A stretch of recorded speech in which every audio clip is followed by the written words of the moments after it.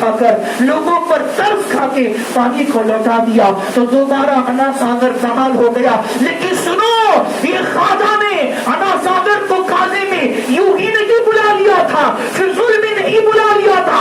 خواجہ جانتا تھا ایک دور وہ آئے گا جب لوگ میرے دادا کو تنگ کریں گے, جب لوگ میرے دادا کو مجبوری کا دعویٰ دیں گے اور یوں کہہ کے تعارف پیش کریں گے کہ حسین وہ جو اتنا مجبور کہ علی اکبر کو تڑپتا ہوا دیکھا پانی نہ پلایا, علی اصغر کو پھلکتا ہوا دیکھا پانی نہ پلایا. ارے یہ سوال بعد میں ہونے والا تھا. خواجہ نے پہلے جواب دے دیا اور بتا دیا دادا کے اختیار کو بعد میں دیکھنا, پہلے بیٹے کے اختیار کو دیکھو کہ ان کا بیٹا حکم دیتا ہے تو انا ساگر سمٹ کر آتا ہے. اللہ کی عزت کی قسم, اگر میرا دادا حسین اعظم حکم دیتا تو یہ فرات کی حیثیت کیا ہے, حسین کے خیمے میں جنت کا چشمہ جاری ہو جاتا.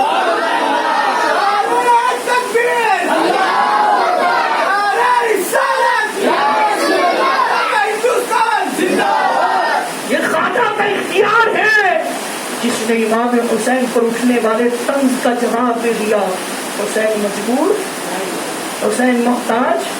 میں جو عرض کر رہا ہوں وہ یہ ہے, روایت حدیث کا بے تاج بادشاہ جسے سیدنا ابو ہریرہ رضی اللہ تعالیٰ عنہ کے نام سے جانا جاتا ہے. امام علی مقام کی عمر شریف کم سینی کی کیفیت, کم سینی کے عالم میں تھے. بات انہیں سے چلی تھی کہ انہیں ہم چھوٹا وہ بہت بڑے لوگ. ہوا یوں کہ نماز جنازہ کے بعد مختلف روایت ہے, لیکن جو موقع پر روایت ہے وہ بیان کرتا ہوں. امام علی مقام فارغ ہو کر ایک چھوٹا سا ٹیلا نما پتھر تھا, اس پتھر پر جا کر بیٹھ گئے. شاید تھکاوٹ ہوگی, تمثیل کی کیفیت سے بیٹھ گیا. اب جو ہی بیٹھنا تھا سیدنا ابو ہریرہ رضی اللہ تعالیٰ عنہ نے دیکھا کہ امام علی مقام امام حسین علی جدہ علیہ السلام کی نعلین, سبحان اللہ, امام حسین کی نعلین پر گرد, مٹی, دھول اٹی ہوئی ہے. سیدنا ابو ہریرہ قریب گئے. بڑی بڑی آستین تھی نا, بڑی بڑی آستین. آستین میں کیا رکھا گیا؟ بلی کے بچے, اسی لیے آپ کو ابو یعنی بلی والا کہا گیا. بڑی بڑی آستین تھی. آپ قریب گئے اور ان بڑی بڑی آستینوں سے حسین کی نعلین صاف کرنے لگے. حسین کی نعلین صاف, کتنی عقیدت دیکھو. اگر چاہتے تو کسی اور کپڑے سے صاف کر لیتے تھے, لیکن کپڑا بھی وہ جو تن سے جڑا ہوا ہے, کپڑا بھی وہ جو, کیونکہ ان کا رشتہ من سے جڑا ہوا تھا. رشتہ من سے جڑا ہے تو کپڑا بھی تن سے جڑا ہوا ہونا چاہیے تھا. اس لیے اس کپڑے سے نعلین آپ نے امام علی مقام میں پیر حضور کی نماز ہے, عزت دینا جانتے تھے. ارشاد فرمایا آپ میرے نبی کے بزرگ صحابی ہو, میرے نانا بزرگ صحابی ہو, آپ یہ کیا کر رہے ہیں, مجھے نہیں اچھا لگ رہا. قربان جا. سیدنا ابو ہریرہ رضی اللہ تعالیٰ عنہ کے جواب پر عرض کرتے حضور لاکے نعلین, لاکے قدم پر, مجھے میرا کام کرنے دیجیے. اللہ کی عزت کی قسم, ابو ہریرہ کہتے اللہ کی عزت کی قسم جو میں جانتا ہوں اگر یہ سارے لوگ جان جائیں تو کوئی آپ کو پیدل چلنے نہ دے, کوئی کندھے پر بٹھائے, کوئی سر پر اٹھائے اور پلکوں پر آپ کو بٹھا کر آپ کو سیر کرائے, لیکن آپ کے نقش قدم کو کوئی زمین سے لگنے نہ دے. اس لیے کہ میں نے دیکھا ہوں یہ حسین وہ ہے جس کا تن مبارک نبی چومتے بھی تھے اور سونگھتے بھی تھے.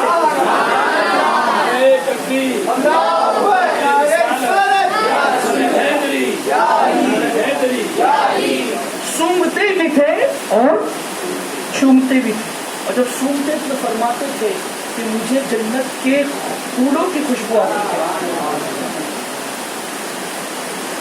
مجھے حسن و حسین سے جنتی پھولوں کی خوشبو آتی ہے. اے رسول اعظم صلی اللہ علیہ وسلم کے پیارے غلاموں, آپ دیکھیں اور غور کریں. حضور کی حدیث سب جانتے ہیں، میں صرف اس کی تشریح کروں گا۔ اور حدیث کیا؟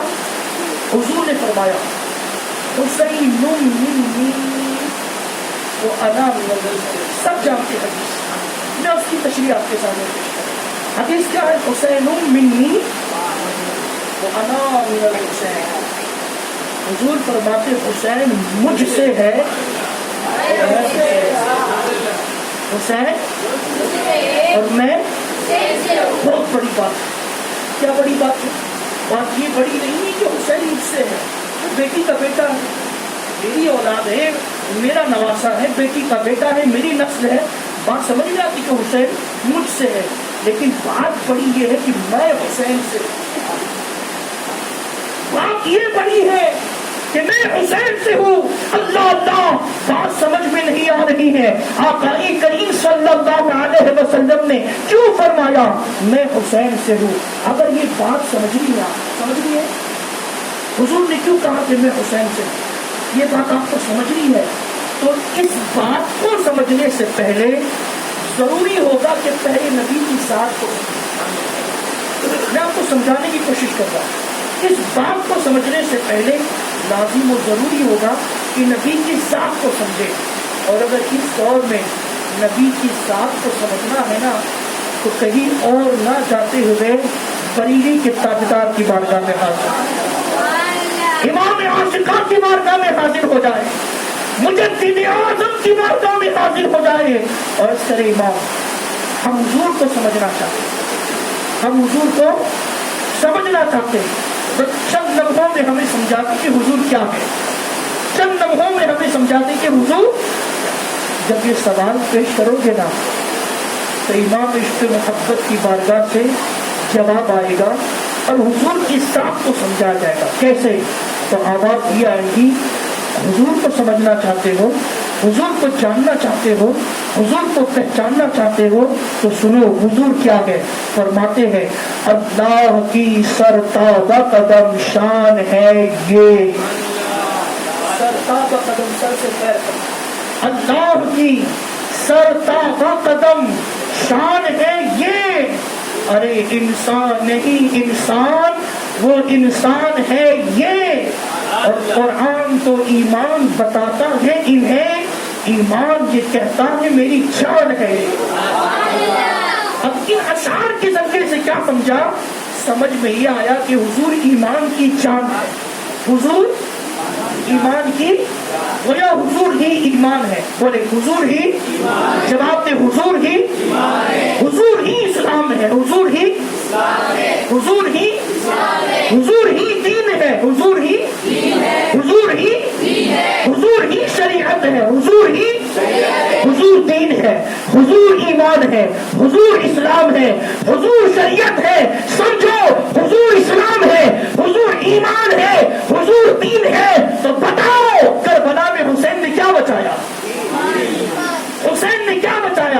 حسین نے دین بچایا، حسین نے اسلام بچایا، حسین نے ایمان بچایا، حسین نے شریعت بچائی۔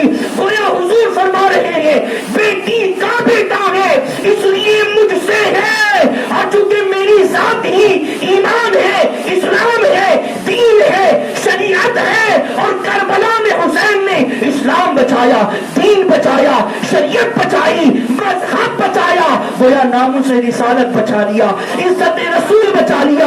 اس لیے فرما رہے ہیں میں حسین سے ہوں، میں حسین سے ہوں، اور یاد رکھو جیت اس کی ہوتی ہے، جیت اس کی ہوتی ہے جو میدان میں موجود، اور ہاتھ کا وہ ہے جو فرار ہو گیا، ہاتھ کا وہ ہے جو میدان سے فرار ہو گیا۔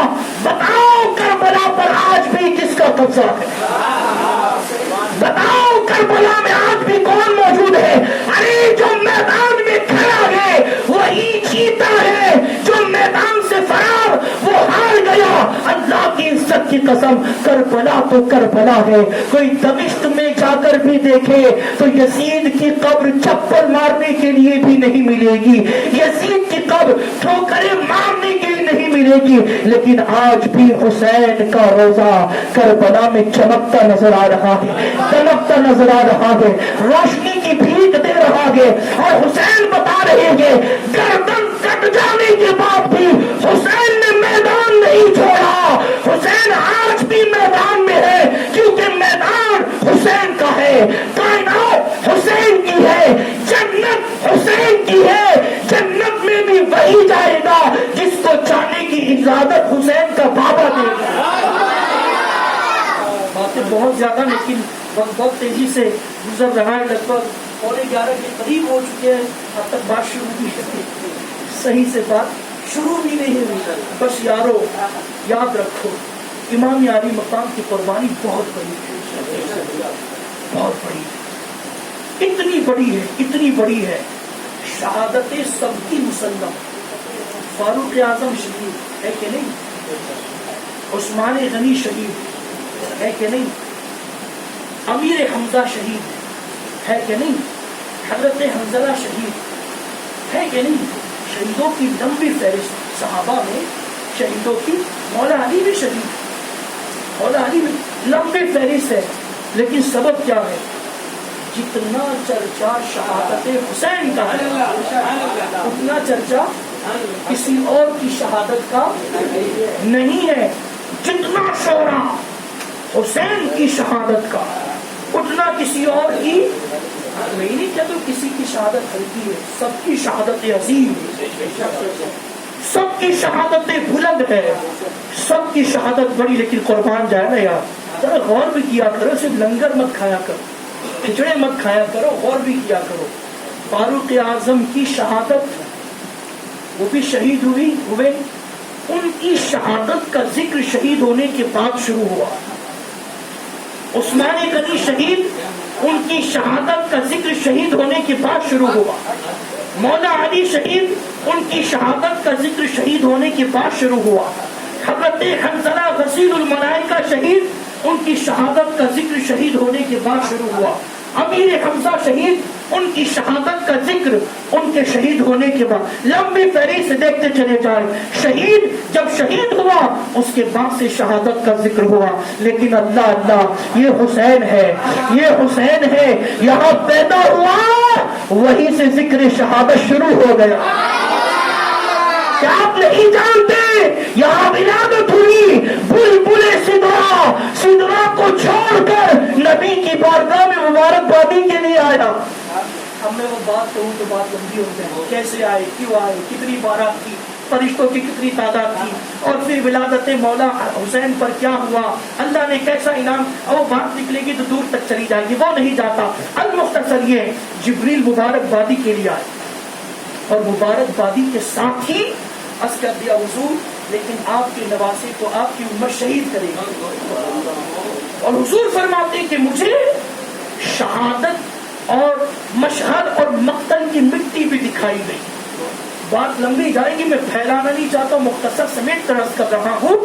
حضور کے سامنے ذکر شہادت, یہاں سب شہید ہوئے تو شہادت کا ذکر ہوا, لیکن اللہ اللہ یہاں عالم یہ ہے حسین پیدا ہوا ذکر شہادت شروع ہو گیا. حسین پیدا ہوا ذکر کربلا شروع ہو گیا.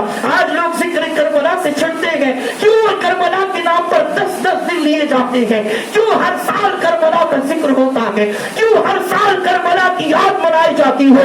نادانوں, 2 مثلوں میں سمجھو کربلا کیوں مناتے ہیں, ان کا ذکر کیوں ہوتا ہے, ان کی شہادت کیوں بیان کی جاتی ہے. تو شاعر کہتا ہے قتل حسین اصل میں مرگ یزید ہے, اسلام زندہ ہوتا ہے ہر کربلا کے بعد. بھئی کربلا تو ایک ہی بار ہوئی نا, شاعر کہتا ہے اسلام زندہ ہوتا ہے ہر کربلا کے بعد. کربلا ایک ہی بار ہوئی, لیکن جب جب کربلا بیان ہو تو ہمارا اسلام زندہ ہو جاتا ہے, ہمارا ایمان زندہ ہو جاتا ہے, ہمارا دین زندہ ہو جاتا ہے. توجہ کرو, یہ تو ایک روایت ہے کہ حضور کے سامنے ولادت حسین پر ہی ذکر شہادت, ذکر کربلا کا آغاز ہو گیا تھا.